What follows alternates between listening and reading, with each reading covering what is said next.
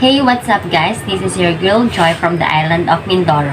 So another day, another vlog na naman, and I've noticed that a lot of you guys requested na mag-create ako ng something educational content. And yung napili kong topic ay about sa the Nano world. I-discuss ko siya along with my friends para mas ma-explain namin siya ng ayos. So let's begin! Nanoscience and nanotechnology. The two terms often used in the literature with reference to the world of nanomaterials. Nanomaterials denote divided matter. Nanoscience and nanotechnology are the study and application of extremely small things that can be used across all the other science fields, such as chemistry, biology, physics, material science, and engineering. Example of nanotechnology and nanoscience. The first one is cell pharmacology, use of nanomachine for the site-specific delivery of drugs and useful in chemotherapy of targeted cancer cell. And the next one is cell surgery, used for medical nanomachine to manipulate cellular structures in genetic engineering. And the next one is molecular electronics, use of automatically precise molecular parts for molecular switches, circuits, and nanocells for creating miniaturized nanocomputers. And the next one is scanning tunneling microscopy, used for imaging conducting surface. And now we will talk about the types or example of nanoscience and nanotechnology microscope. And the first one is electron microscope, a microscope that uses beam of accelerated electrons as a force of illumination. In 1930, German engineers Ernest Ruska and Max Knoll built the first electron microscope. And the next one is tunneling microscope, an instrument for imaging surfaces at the atomic level. It is developed in 1981, earned its inventors Gerd Beining and Heinrich Rohrer at IBM Zurich the Nobel Prize in Physics in 1986. And the next one is atomic force microscope, a type of high resolution scanning probe microscope that has a resolution that you can measure in fractions of a nanometer. Was pioneered in 1986 Nobel Prize winner Gerd Beining along with a Calvin Quake and Christoph Gerber. That is all. The possible applications of nanotechnology in the Philippines. One is the information and communication technologies and semiconductors. Now, of course, this given that when we have this nanotech, our technology will be improved. The second one is the health and medicine. Even though it hasn't reached us, but there are some predictions or foresight that in the future some nanorobots may go in during surgery, where it may go inside and manually operate the person's body, even human intervention going on. But nanotech can do that because nanotech, these small robots can reach, but they are possible to happen. So hopefully it can also reach here in the Philippines. The third one is the energy. There are some potential uses for energy. When we discuss the creation of solar and other forms of energy, nanotechnology is finding application in traditional energy sources and is greatly enhancing alternative energy approaches to help meet the world's increasing energy demands. The food and agriculture. Since when we are agricultural nation, recognized for our land, farming, and other forms of agriculture, this nanotechnology can be used in agriculture, food production, environmental protection. Nanotech roadmap for the Philippines. Information information and communication technologies, and semiconductors. Our roadmap first we need to know and deal with the nanotech as much as implication, samples from the industry for the database and library of defect analysis for nanomaterial preparation, the chemical analysis and imaging. Second one is the health and biomedical, one of the most important parts aspect of our society, which is our health and the people living. Third is energy. Nanotechnologies, energy storage devices like batteries, supercapacitors, so it is engineering process and pilot scale project. Third one is agriculture and food. Agricultural nation recognized for our land, farming, and other forms of agriculture. This nanotechnology can be used in agriculture, food production, environmental protection. Next one is environment. Improve detection and removal contaminants, development of industrial processes, and materials development of nanosensors and nanostructured materials from agriculture byproducts for enhancement of food and agricultural productivity and environmental sensing and remediation. The next one is the health and environmental risk. Redistribution of all potential, cause of cleanups and healthcare, accessibility to all income levels, an accurate database to access nanotechnology based environmental measurement, along with new statistical software, allow scientists to better identify public health effects caused by exposure to nanomaterials as well as current environmental pollutants. Nanometrology, a subfield of metrology concerned with the science of measurement at the nanoscale level. Nanometrology has a crucial role in order to produce nanomaterials and devices with high degree of accuracy and reliability and manufacturing. In education and public awareness may have a strong impact on public acceptance of nanotechnology and its various applications. The integrating public awareness of nanosafety education for educators and the public exchange ideas and experiences on ways to integrate nanosafety and formation in school as community. Government funding for nanotechnology in different countries. 1. U.S. National Nanotechnology Initiative. The best known and most funded program is the National Nanotechnology Initiative of the United States. The NNI was established in 2001 to coordinate U.S. federal nanotechnology R&D. The NNI budget in 2008 and 2009 were 1.4 billion and 1.5 billion respectively. 2. European Commission in February 2008, the EC official launched the European Nanoelectronics Initiative Advisory Council or the ENIAC. 3. Japan Nanotechnology Research Institute under the National Institute for Advanced Industrial Science and Technology. 4. The Taiwan National Science and Technology Program for Nanoscience and Nanotechnology. 5. India Nanotechnology Research and Education Foundation. 6. China National Center for Nanoscience and Technology. 7. Israel National Nanotechnology Initiative. 8. Australia Australian Office of Nanotechnology. 9. Canada National Institute for Nanotechnology or NINT. 10. South Korea Korean National Nanotechnology Initiative. 11. Thailand National Technology Center or Nanotech. 12. Malaysia National Malaysia Nanotechnology Initiative or the NNI. What is the benefit of nanotechnology in environment, health, and economy? First, let's talk about the benefits of nanotechnology in environment. Improve detection and removal of contaminants. Development of renewed industrial processes and materials. Now let's talk about the other benefits of nanotechnology when it comes to health. First, improve medicine. Save lives by making diagnosis and treatment far more effective. Last benefits of nanotechnology is in economy. What is the benefits of nanotechnology in economy? It's give better product and it also give more job opportunities, redistribution of wealth, potential cost of cleanup and health care, accessibility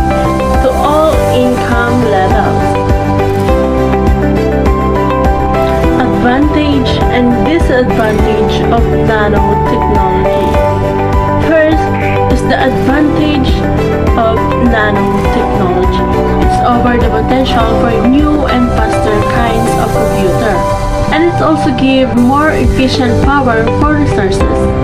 And this is also the life savings and medical treatment. So kung merong advantages, syempre meron ding disadvantage ang nanotechnology. So what is it? So the first disadvantage of nanotechnology is economic disruption. And it's also give threats to our security, privacy, health, and to the environment. That's all for today. Thank you. How small is nanoscale? Just how small is nano? In the International System of Units, the prefix nano means 1 billion. Therefore, the nanometer is 1 billionth of a meter. It is difficult to imagine just how small that is, so here are the example. A sheet of paper is about 100,000 nanometers thick. The illustration has 3 visual examples of the size and the scale of nanotechnology, showing just how small things at the nanoscale actually are. How to view nanomaterials. Scientists use special types of microscope to view minute nanomaterials. During the early 1930s, scientists used an electron microscope and field microscope to look at the nanoscale. The scanning tunneling microscope and atomic force microscope are just among the modern and remarkable advancements in microscopy. There are 3 microscopes that can be used to view the nanomaterials. The first one is electron microscope. German engineers Ernst Ruska and Max Knoll built the first electron microscope during the 1930s. This type of microscope utilizes a particle from electrons to light up a specimen and develop a well-magnified image. Electron microscope produce higher and better resolution than older light microscope because they can magnify objects up to 1 million times, while conventional light microscope can magnify objects up to 1,500 times only. The second one is atomic force microscope or AFM. It was first developed by Gerd Binig, Calvin Quate, and Christoph Gerber in 1986. It makes use of mechanical probe that gathers information from the surface of a material. The last one is the scanning tunneling microscope. This special type of microscope enables scientists to view and manipulate nanoscale particles, atoms, and small molecules. In 1986, Gerd Binig and Heinrich Rohrer won the Nobel Prize in Physics because of this invention. Nanoscale dimension. Nanoworld is a highly integrated and extensive broad area of research and development. The Royal Society and the Royal Academy of Engineering have categorized the nanoscience into nanoscales in 1 dimension, nanoscale in 2 dimension, and nanoscale in 3 dimension. So, meron siyang 3 dimension. Una yung nanoscale in 1 dimension, it includes thin films, layers, and engineered surface. And then the nanoscale in 2 dimension consists of materials such as carbon nanotubes, inorganic nanotubes, nanowires, and biopolymers. The carbon nanotube in the form of wires and tubes exhibit a wide range of electrical and mechanical properties. The inorganic nanotubes naman are potentially used as catalysts and lubricants. Nanoscale in 3 dimension includes nanoparticles, fullerenes, dendrimes, and quantum dots. Nanoparticles shows optical properties, high chemical reactive, and are useful for target drug delivery. While fullerenes naman Resemble naman siya ng miniature balls, pipings. So what is the nanomanufacturing?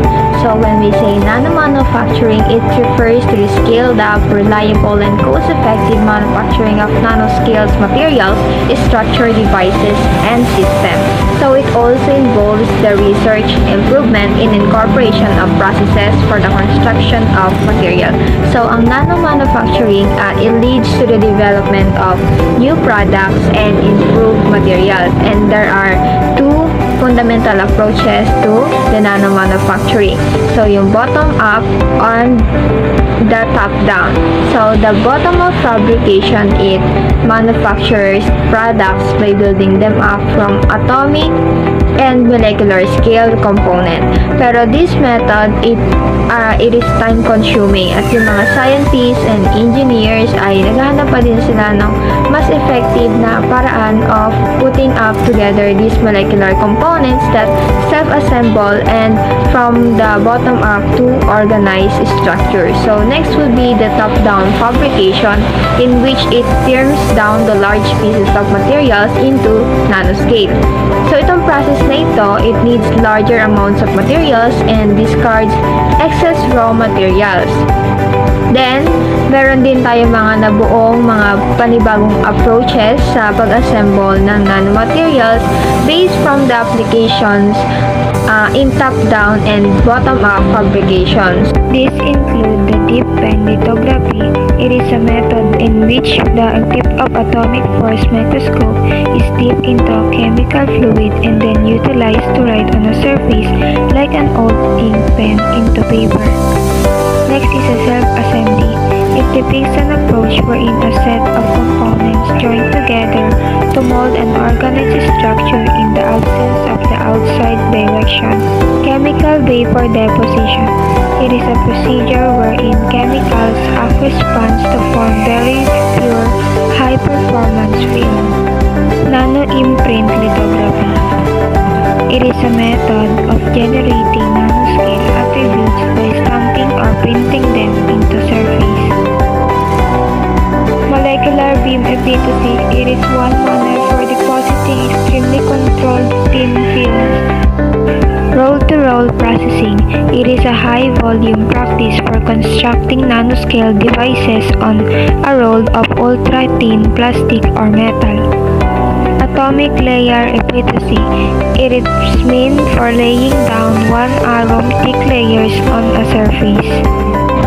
So, with the use of these new techniques, yung mga nanomaterials ay mas magiging durable, much stronger, lighter, water repellent, ultraviolet, or infrared resistant, scratch resistant, electrically conductive, anti-reflective, anti-fog, antimicrobial, self-cleaning, at madami pa. So, yung mga nabanggit na characteristics, they can lead to the manufacture of the present variety of the nanotechnology enabled products kagaya nga ng mga tennis rackets and baseball bats to catalyst for the purified crude oil and ultra-sensitive recognition and classification of biological and chemical toxins.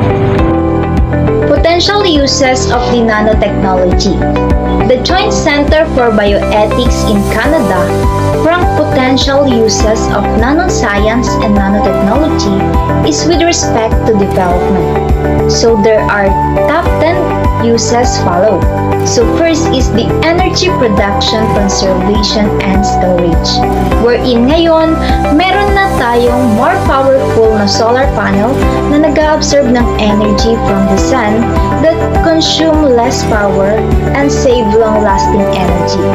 Also, nanotechnology enables you to control matter at the molecular level, giving scientists new tools to make materials that are lighter, stronger, longer lasting, and better at conducting electricity when it comes to planes, trains, and automobiles. So next uses is enhancement of agricultural productivity, wherein through nanotechnology, scientists made little things that are too small to see with our eyes that can kill bugs and help plants grow. Those who grow food and animals are using nanomaterials to help them. Nanomaterials can be used only if they have been researched first. So research is important to stop bad side effects on plants, animals, and humans. Next is drug delivery system. Isa din itong cell pharmacology na ginagamit ang nanomachines to site-specific delivery of drugs. Nakapakipakinabang sa chemotherapy, gayon din sa cell surgery. Next is processing and storing food.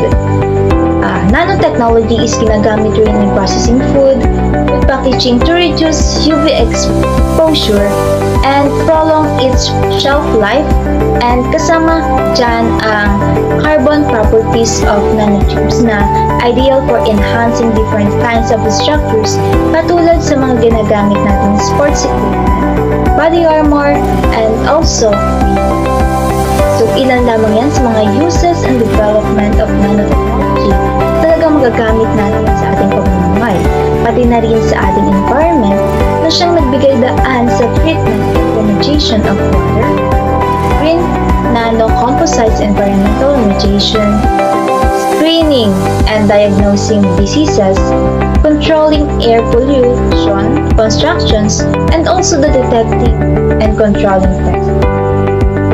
So here are some issues about nanotechnology. So based on my research, ang nano world ay walang mga issue. The National Science and Technology Council or NSTC Committee on Technology sa United States will raise concerns over the short-term and long-term health issues originating from nanotechnology products. Just like what I said earlier, the carbon nanotubes, ang ilang kind of single-walled carbon nanotubes is nalulusaw sa tubig at maaaring kalason ng dagat. So isa ito sa issue na sinasabi sa nanotechnology. The British government on 2005 in regulatory effort required all new nanomaterials be treated ng may pag-iingat as new chemicals in terms of registration, evaluation, authorization, and restriction. Nanotechnology is the latest technological innovation in global debates on risk regulation and international cooperation. The main issue are public trust, potential risk, issues of environment impact, transparency of information, responsible nanoscience, and nanotechnologies research. Here are the social and ethical considerations when conducting your research on nanotechnology. First, who will benefit from it? On the other hand, who won't? Second, for whom and what are your objectives for developing your product? Third, how will it affect social, economic, and political relationships? Fourth, what problem is your product trying to solve? Fifth, who will access to it? Who will be excluded? Sixth, are there dangers involved with its development? Safety, health, pollution. How can you minimize them? And seven, who will own it? How can you assure to it? Okay, that's it. I hope na mas aware or familiar na kayo sa topic na the nano world because it is so important to know this matter. Why? Dahil malaki ang contribution nito sa ating society since we are in a modern generation. I hope you learned something from me and my friends, and please subscribe to my YouTube channel, like and share my contents, and please click the notification bell for more updates. Thank you!